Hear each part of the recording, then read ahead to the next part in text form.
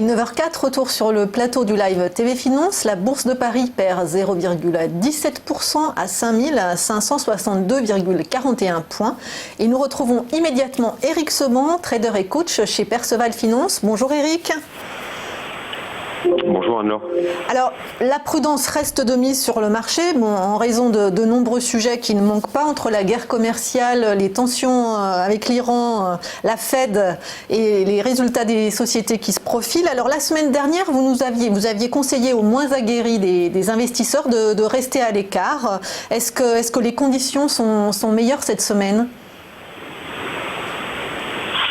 Non, elles sont inchangées. De toute façon, sur le fond, il y a pas. Enfin, rester à l'écart peut-être pour la journée, parce que je me souviens pas précisément de vous avoir dit de rester à l'écart totalement du marché.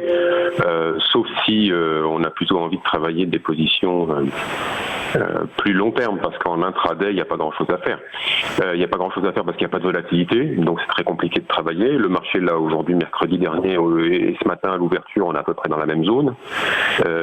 Hier, nous avons eu un repli, mais bon, il n'y a rien à signaler, c'est juste un simple pullback sur le 20 juin, donc pas grand-chose sur le fond. Tout est un peu comme attendu, dans le sens où il n'y a pas de mouvement particulier, il n'y a pas de vulnérabilité. Le marché, dans ses mouvements, n'est pas orienté, n'est pas propulsé par des intérêts de conviction, c'est simplement de la spéculation, de l'arbitrage.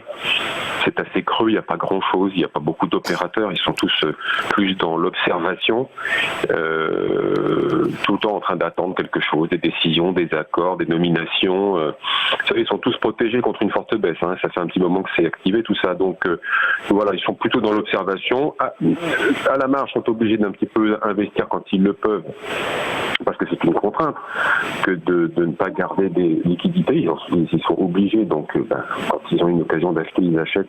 Mais enfin, les occasions sont finalement assez peu fréquentes, donc c'est plutôt sous la contrainte que ces opérations d'achat se déclenchent. Mais de toute façon, on ne va prendre pas un volume. Donc voilà, vous avez des opérateurs qui pourraient faire le marché dans les volumes et dans les mouvements qui n'ont aucune conviction, qui sont plus dans l'attente, qui sont protégés. Alors maintenant, on va attendre Powell, mais enfin, je pense pas que ça va changer grand-chose.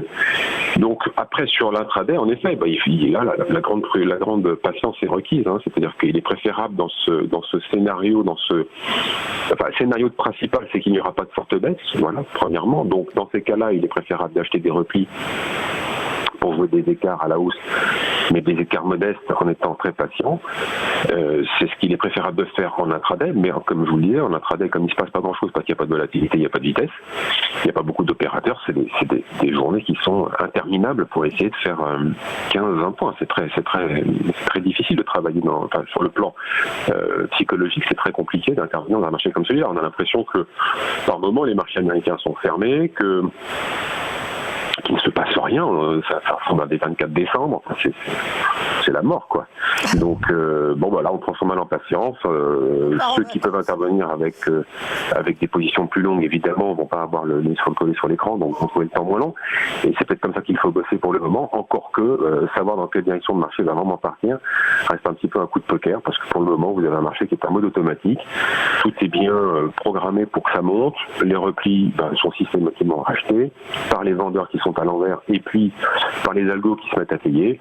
Bon voilà, ici c'est compliqué de commenter ce marché qui est un petit peu métronomique, sans intérêts fondamentaux, et qui réagit surtout au gré des nouvelles, des anticipations et des attentes. C'est pas très passionnant, définitivement, malheureusement.